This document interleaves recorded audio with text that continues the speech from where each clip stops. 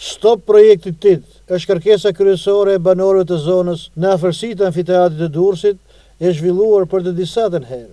Protestuesit kërkojnë fuqishëm ndërhyrjen e qeverisë për rishikimin e vendimit dhe respektimin e drejtës së tyre të pronësisë, duke paralajmëruar se do të vijojnë protestat deri në anullimin e plotë të projektit në formën aktuale. Shikojeni projektin TIT, i cili prek të gjithë kurorën e amfiteatrit edhe qytetarët e vjetër të Durrësit. Shiko pjesën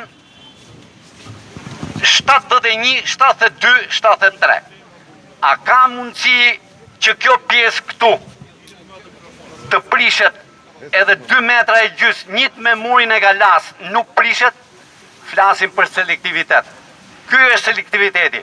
Po i kërkojmë kryetares bashkisë, bashkë me stafin e vetë, të ndalin projektin, të rishikojnë dhe njerë, nuk jemi në kundërshtim që mos bëhet projekti, po të bëhet projekti duke pyetur qytetarët, duke i trogitur dermën der këtyre qytetarëve që u prishet shtëpit.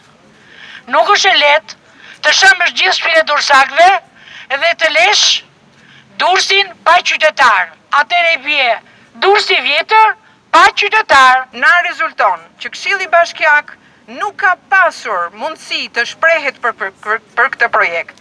Në qoftë se kjo na rezulton e vërtet, ky projekt duhet të shfuqizohet menjëherë, sepse Këshilli Bashkiak është parlamenti i këtij qyteti dhe po nuk e miratoi ky Këshill Bashkiak projektin përpara KKT-s, edhe instituteve, edhe të trashëgimisë kulturore dhe po themi Ministrisë së Kulturës, atëherë i bën që janë shkelur procedurat e miratimit të projektit. Kjo është një pikë e fortë që edhe pse organe si avokati i popullit apo të gjithë ata të cilët po përpiqen të na mbushin mendjen që ky projekt nuk kthehet mbrapsht, po i themi që shkelet procedurale e kthejnë një projekt nga fillimi. Javën e shkuar protesta u zhvillua para kryeministrisë.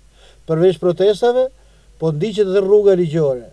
Të 74 familjet kundërshtojnë shembjen e banesave të tyre në zonën pranë amfiteatrit, duke cilësuar projektin si të padrejtë, selektiv dhe me element korrupsioni.